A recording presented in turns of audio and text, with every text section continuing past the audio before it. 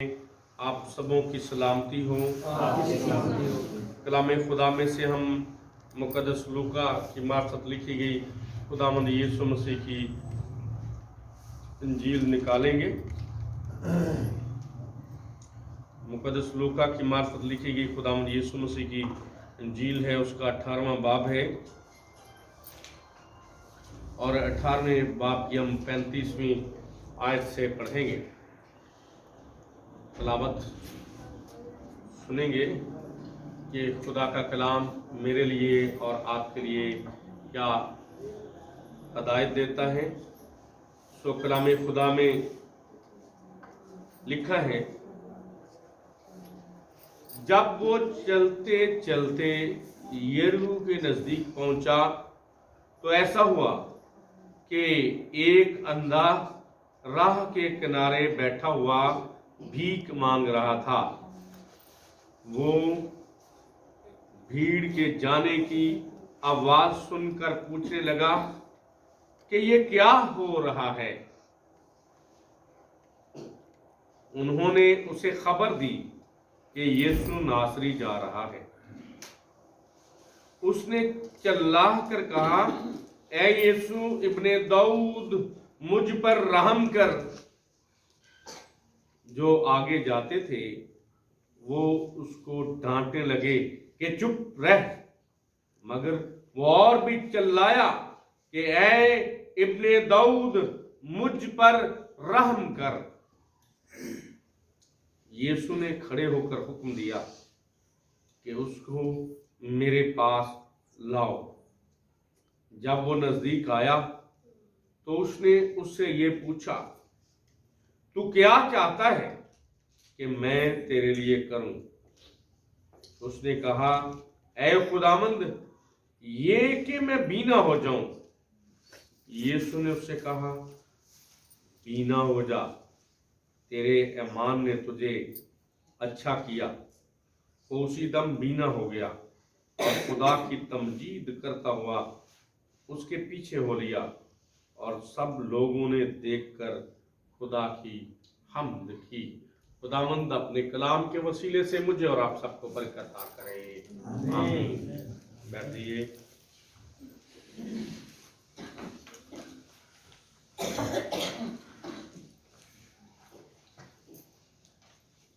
खुदावंद की शुक्रगुजारी करेंगे आज इस वक्त के लिए।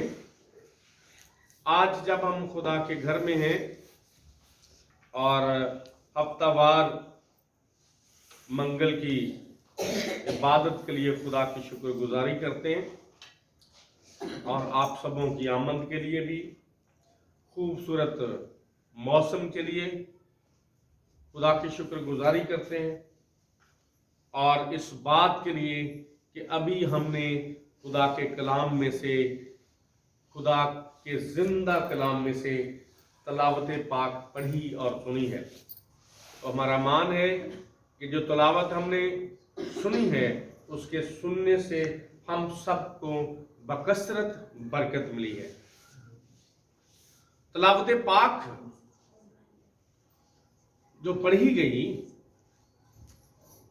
कलाम खुदा में से एक शख्स के बारे में जिक्र है जो नाबीना है, देख नहीं सकता और वो राह के किनारे बैठा भीख मांग रहा है और है भी अंधा, नाबीना। आज हम देखेंगे उसकी ये बदनी आंखें तो नहीं है, लेकिन दिल उसका रोशन है, क्योंकि लिखा है, मेरा और आपका खुदावंद यीशु मसीह जब चलते चलते यरीहो के नजदीक पहुंचा तो ऐसा हुआ कि एक अंधा राह के किनारे बैठा हुआ भीख मांग रहा था। एक अंधा राह के किनारे बैठा हुआ भीख मांग रहा था। जब खुदावंद यीशु मसीह चलते चलते यरीहो के नजदीक पहुंचा तो खुदावंद यीशु मसीह अपनी राह से गुजर रहे हैं और कलाम खुदा में लिखा है, भीड़ के जाने की आवाज सुनकर वो नाबीना शख्स जो है वो पूछने लगा है कि ये क्या हो रहा है, ये क्या हो रहा है अंधा, नाबीना शख्स है, लेकिन देखिए कि माहौल पर उसकी कितनी निगाह है। बेशक बदनी निगाह नहीं है, लेकिन अपने इर्द गिर्द वो महसूस करता क्या हो रहा है और फिर उसका तजजिया करना चाहता है, उसका तजुर्बा करना चाहता है, लोगों से पूछना चाहता है कि क्या हो रहा है। वो भीड़ में खामोश बैठने वाला शख्स नहीं है, क्योंकि उसका तो काम ही बोलना है। राह के किनारे बैठा हुआ है, नाबीना शख्स है, मुस्तहिक है भीख का मुस्तहिक है, और जो भी राह आते जाते उनसे वो भीख मांगता है। और आपको इल्म है कि जो भीख मांगने वाले हैं वो अपनी जिंदगी में जिस तरह की मर्जी बात करें, लेकिन जब वो भीख मांगते हैं तो वो बामौका बात करते हैं, बामौका बात करते हैं। अक्सर हम उन्हें समझते हैं ये बड़े नखिद हैं, निकम्मे हैं, लेकिन वो बड़ी समझ रखते हैं। अगर किसी शादीशुदा जोड़े को देखें, दोनों मियां बीवी ने शादी का जोड़ा पहना हुआ हो, नई नई शादी हुई हो, तो वो क्या कहेंगे? वो दुआ देंगे। किस तरह की दुआ देंगे? कहेंगे कि खुदा आपको औलाद दे, खुदा आपकी झोली भरे, खुदा ने आपकी बड़ी अच्छी जोड़ी जो है वो मलाई है। वो देख के जिस तरह का माहौल है उसी तरह का जुमला बोलेंगे। अगर किसी ने बच्चा उठाया हुआ है, एक बच्चा है, तो क्या बोलेंगे? खुदा तेरी जोड़ी लाए, खुदा तेरी जोड़ी लाए। मतलब जिनसे उन्होंने मांगना है वो उनकी जरूरत के मुताबिक बात करेंगे कि इनको क्या जरूरत है, और उस तरह से वो जुमला बोलेंगे ताकि अगला बंदा जब उन्हें वो भीख दे दे, वो मजबूर हो जाए, वो जेब से पैसे निकाले और कहे ये लो। लेकिन आज हम देखेंगे कि ये भीख मांगने वाला शख्स जो है ये अपनी जरूरत को सामने रखता है, उसकी क्या जरूरत है। सिर्फ ये नहीं देखता कि जो देने वाला जो सामने उसकी क्या जरूरत है, उसको दुआ नहीं देता, बल्कि ये जानता है, जब इसे पता चलता है, हम सीखेंगे तो ये जानता है कि जिसके बारे में कहा गया है मैंने उसे दुआ नहीं देनी बल्कि उससे मैंने दुआ लेनी है, मैंने उसे बरकत नहीं देनी बल्कि उसने मुझे बरकत देनी है। ये इस तरह का बंदा है। और कलाम खुदा में लिखा है, कलाम खुदा में लिखा है कि जब वो पूछता है कि क्या हो रहा है, तो लिखा है उन्होंने उसे खबर दी कि यीशु नासरी जा रहा है, यीशु नासरी जा रहा है। लोगों ने क्या कहा? यीशु नासरी जा रहा है। और कलाम खुदा में लिखा है उसने चिल्ला कर कहा, उसने जरा भी मौका नहीं खोया, उसे यह कहा गया यीशु नासरी जा रहा है, और वो चिल्ला कर कहने लगा, ए यीशु इब्ने दाऊद मुझ पर रहम कर, ए यीशु इब्ने दाऊद मुझ पर रहम कर। अभी उसे यह नहीं बताया गया था कि यीशु नासरी इब्ने दाऊद जा रहा है, बल्कि क्या कहा गया था? यीशु नासरी जा रहा है। इसका मतलब है, इसने जब ये सुना यीशु नासरी जा रहा है, इसके कानों में ये आवाज पड़ी, तो इसे पता चल गया कि यीशु नासरी जो इब्ने दाऊद है वो जा रहा है।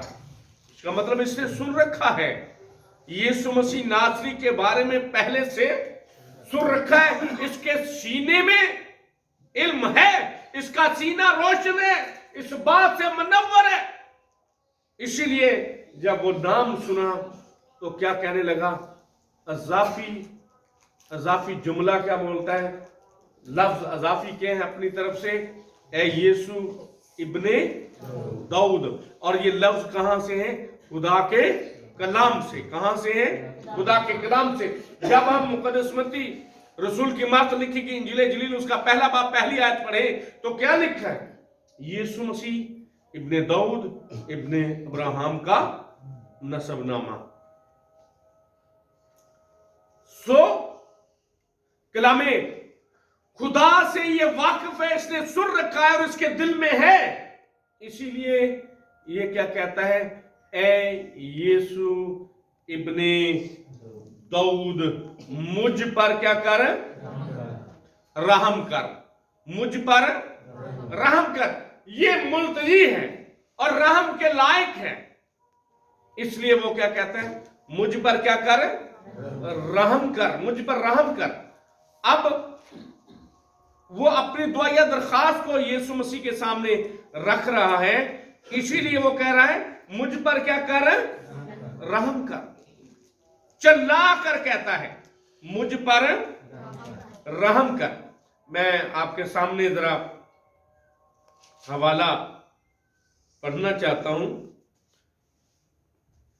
मुकद्दसमती रसूल की मार्फत लिखी गई खुदा यीशु मसीह की इंजील जलील उसका पहला बाब पहली आयत क्या लिखा है? यीशु मसीह इब्ने दाऊद इब्ने अब्राहम का नसब नामा। भाई किसने इसे बता दिया? बताया तो ये जा रहा है, यीशु नासरी जा रहा है। और ये क्या कह रहा है? ए यीशु इब्ने दाऊद मुझ पर रहम कर। मुझ पर रहम कर। और लिखे जो आगे जाते थे वो उसको डांटने लगे कि चुप रहे। और जब वो डांटे चुप रहे तो कलामे खुदा में लिखा है वो और भी चिल्लाया। वो और भी चिल्लाया। इसका मायने ये हुआ कि अगर उसकी पहले आवाज 10 फुट 15 फुट या 50 फुट के फासले पर जा रही है, तो जब दोबारा उसे रोका गया, जब उसे कहा गया कि चुप रहे, तो उससे दुगनी आवाज उसने निकाली। पहले से भी ज्यादा वो चिल्लाया है, पहले से ज्यादा उसने आवाज निकाली है। कलाम में लिखा ना गला फाड़ और दरेग, तो इसने गला फाड़ा और दरेग ना किया। पहले से भी ऊंची आवाज में चिल्लाने लगा। और अब क्या कहता है? ए इब्ने दाऊद मुझ पर रहम कर। पहले कहता है ए यीशु नासरी इब्ने दाऊद मुझ पर, क्योंकि बताया गया था यीशु नासरी जा रहा है। और अब कहता है ए यीशु इब्ने दाऊद मुझ पर रहम कर। ए यीशु इब्ने दाऊद मुझ पर रहम कर। और अब जब रोका गया है, जब रुकावट आई है, सॉरी,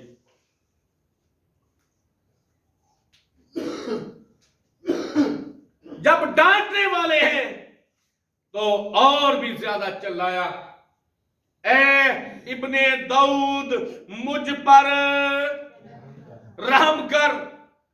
इब्ने दाऊद के कानों में जब इसकी इल्तिजा की आवाज पड़ी, ये जो मुल्तजी है, ये जो मांगने वाला है, और मांगने की पहले से इसे प्रैक्टिस है, आवाज लगाने की, सदा लगाने की इसे प्रैक्टिस है, लेकिन आज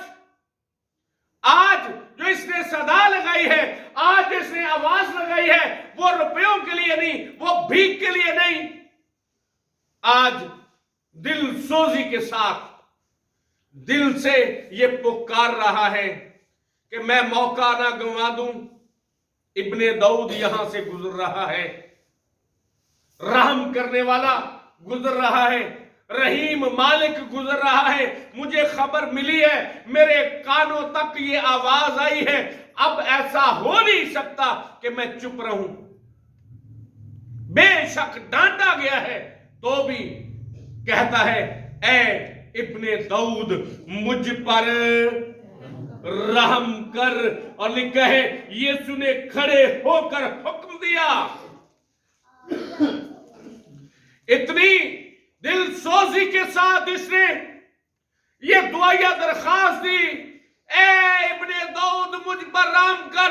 इब्ने दाऊद इतनी बड़ी भीड़ में जाते हुए रुक गए और मेरे और आपके मालिक कहने लगे, इसे बुलाओ।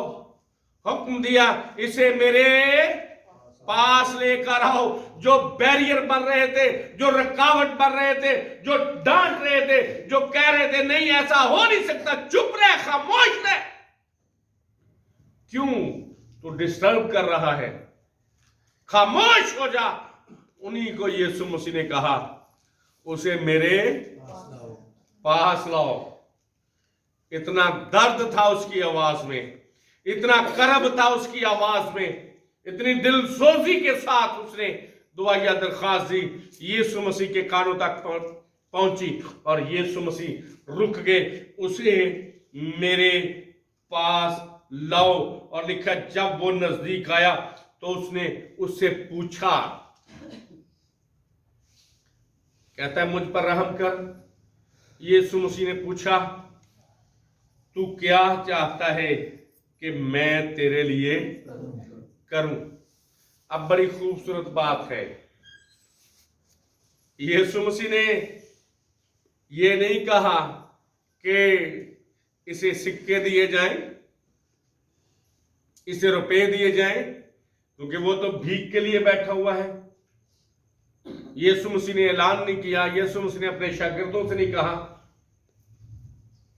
कि इसको रुपयों की जरूरत है, क्योंकि यीशु मसीह जानता है जो उससे सवाल करते हैं, जो उससे मांगते हैं, वो अपने मांगने वालों की दुआ पर कान लगाता है।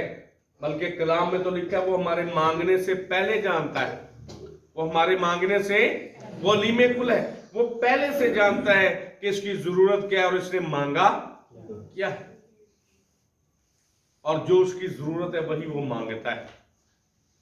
उसकी जरूरत है कि उसकी आंखें जो हैं वो मिल जाएं, वो देखना शुरू हो जाए। जितने भी पहले आते थे वो रुपया दे सकते थे, लेकिन आंखें दे नहीं सकते थे। आंखें देने वाला कहता है, बता तेरी रजा क्या है, बता तेरी मंशा क्या है, बता तेरी आरज़ू क्या है, तू क्या चाहता है। आज हस्बे आरज़ू, हस्बे मंशा तेरी चाहत पूरी हो जाएगी, जो तेरी चाहत है। तो वो कहता है, ये कि मैं बीना हो जाऊं, ऐ खुदावंद ये कि मैं बीना हो जाऊं। यीशु ने उसे कहा, बीना हो जा, तेरे ईमान ने तुझे अच्छा किया। हालेलुया। बीना हो जा, तेरे ईमान ने तुझे अच्छा किया। और लिखा है, कोई देर नहीं लगी, कोई देर नहीं लगी। इधर यीशु मसीह की ज़बान मुबारका से निकला है, बीना हो जा, उसी घड़ी उसकी आंखें खुल गई और वो बीना हो गया। Hallelujah, hallelujah. वो जानता था जो पहले आते थे उनके आगे कासा करता था, रुपए का सवाल रखता था, क्योंकि वो रुपया तो दे सकते थे, शिफा नहीं दे सकते थे। आज जो गुजरा है और जिसके बारे में उसके कानों में आवाज पड़ी है, वो जानता है ये मुझे आंखें अता कर सकता है। मेरी अंधेर नगरी में, मेरी तारीख जिंदगी में रोशनी लाने वाला गुजर रहा है। आज मैंने मौका नहीं गंवाना, आज मैंने उसके आगे दुआ दरखास्त रखनी है। जो मेरी दरखास्त सुनेगा और मुझे अंधे से वो आंखें वाला बना देगा, और ऐसा ही है। Hallelujah, hallelujah. और कैसा कुदरत वाला काम हुआ। कलामे खुदा में लिखा है कि वो उसी घड़ी देखने लगा, उसकी आंखें खुल गईं। जितने भी उसको डांटने वाले थे, जितने रोकने वाले थे, सबों ने देख लिया। सभी आंखों वाले थे, सभी आंखें रखते थे, लेकिन उनकी दिल की आंखें रोशन नहीं थीं। जो आंखें रखते थे, जो रोशनी रखते थे, दिल की आंखें रोशन नहीं थी, दिल की आंखें बंद थी। इसकी बदन की आंखें बंद थी, दिल की आंखें रोशन थी। दिल की आंखें रोशन थी, सीना रोशन था। और जिनकी दिल की आंखें बंद थी और वो ये आंखें रखते थे, जब उनकी आंखें खुली, जब वो पैदा हुए, तो उन्होंने अपने मां बाप अजीज रिश्तेदारों को देखा। बढ़ते गए, कभी किसी को देखा, कभी किसी को देखा, दुनिया को, जमाने को देखा। उन आंखों ने जमाने को देखा, दुनिया को देखा। लेकिन याद रखें, जब उन्होंने जमाने को देखा तो उनकी आंखों में कई बसे हुए थे, लेकिन ये नाबीना शख्स जो राह के किनारे भीख मांग रहा था, इसकी आंखें भागों वाली बन गई कि जब ये आंखें खुली हैं तो सामने मालिक को, खालिक को, यीशु मसीह को देखा है। हालेलुया। कैसी किस्मत वाली आंखें हैं, खुलते ही सामने खालिक बैठा हुआ है। और कलामे खुदा में लिखा है, कलामे खुदा फरमाता है कि वो उसी दम बीना हो गया और खुदा की तमजीद करता हुआ। किसकी तमजीद करता हुआ? खुदा की तमजीद करता हुआ उसके पीछे हो लिया। किसके पीछे हो लिया? खुदावंद यीशु मसीह के पीछे हो लिया। और सब लोगों ने देखकर खुदा की हम्द की। हालेलुया। इस मौजज़े को देखकर, यीशु मसीह की कुदरत को देखकर सभी लोग खुदा की हम्द करने लगे। और वो शख्स जिसने शिफा पाई, वो खुदा की तमजीद करता हुआ, खुदा की तमजीद करता हुआ, गाने गाता हुआ नहीं, खुदा की तमजीद करता हुआ किसके पीछे हो लिया? खुदावंद यीशु मसीह के पीछे हो लिया। ऐ यीशु, तूने मेरी जिंदगी बदल दी है, अब ये जिंदगी मैं तेरे नाम करता हूं। उसने अपनी जिंदगी किसके नाम कर दी? यीशु मसीह के नाम कर दी। उसने कहा अब आगे आगे तू होगा और पीछे पीछे मैं। मांगना छोड़ दिया, सब कुछ छोड़ दिया और यीशु मसीह के पीछे हो लिया। आज हम खुदा की शुक्रगुजारी करते हैं। याद रखें, जब हम खुदा के हुजूर हैं, खुदा मेरी और आपकी जिंदगी में जलाली काम करता है और उसने हमें नजात बख्शा है। हम उसे बाप यानी अब्बा कहकर पुकारते हमें ये हक हासिल है। और खुदावंद यीशु मसीह ने हमारे लिए अपनी जान सलीब पर कुर्बान कर दी है। आज हम ये अहद करते हैं कि हम हमेशा किसके पीछे रहेंगे? खुदावंद यीशु मसीह के पीछे। बहुत सारे हैं जो डांटने वाले हैं, बहुत सारे हैं जो ये कहने वाले हैं चुप रहो चुप रहो, लेकिन हमने क्या करना है? हमने आगे बढ़ना है और खुदावंद यीशु मसीह के चरणों में रहना है, उसे सिजदा करना है और फिर उसी के पीछे चलना है, उसी के पीछे, किसी और के नहीं।